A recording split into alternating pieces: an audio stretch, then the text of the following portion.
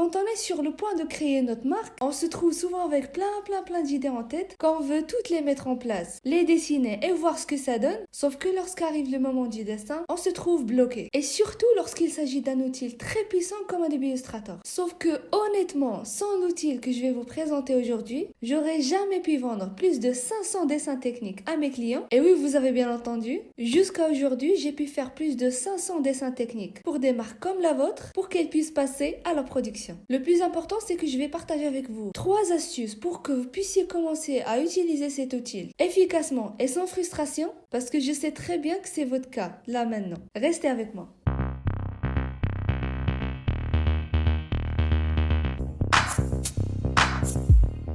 Donc, en cas où si vous avez déjà cherché des tutos sur comment créer un dessin de vêtements via Illustrator, j'en suis sûre que vous allez vous retrouver avec plein de méthodes différentes. Mais certaines sont plus pro que d'autres. Et prenons l'exemple de l'outil crayon. Si on accède à Adobe Illustrator, on l'ouvre, on glisse une image de référence, on verrouille le calque, puis on ajoute un deuxième pour le dessin, puis on prend l'outil le plus simple et le plus sympa pour dessiner, qui est l'outil crayon, qui se trouve ici, ou bien en cliquant N majuscule, et vous commencez tout simplement à dessiner. Et tout ce que vous devez faire, c'est de passer le curseur pour dessiner.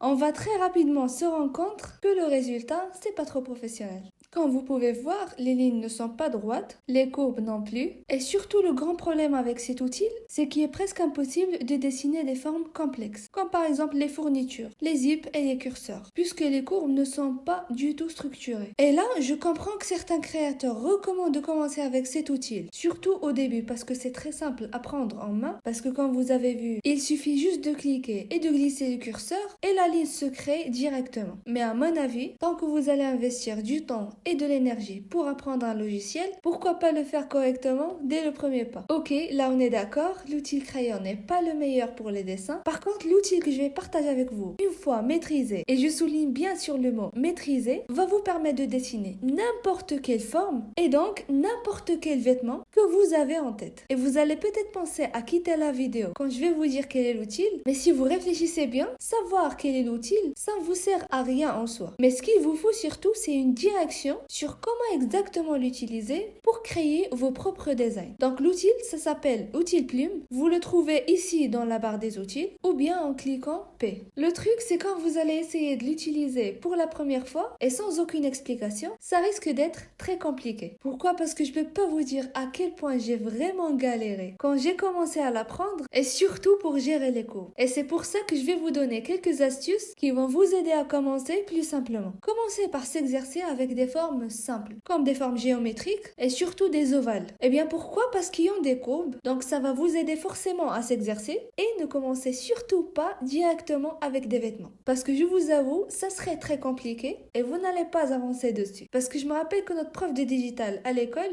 nous avait donné cette illustration de Mickey Mouse pour s'entraîner aux courbes et surtout nous a aidé à initier avec cet outil. Deuxièmement, utilisez un site que j'aurais rêvé de trouver quand j'ai débuté. Parce que j'ai vraiment galéré avant de pouvoir m'améliorer. Et ce site s'appelle The Bezier Game. Je vous assure, c'est un game changer pour vous en tant que débutant avec l'outil plume. Pourquoi? Parce qu'il vous permet de vous entraîner tout en vous guidant pas à pas. Il vous montre où cliquer, quoi faire ensuite, et en cas si vous vous trompez, vous pouvez revoir la démo et essayer à nouveau. Et d'abord, il vous propose des formes très basiques au début, puis plus vous avancez, plus les formes deviennent complexes, ce qui vous permet de vous entraîner progressivement.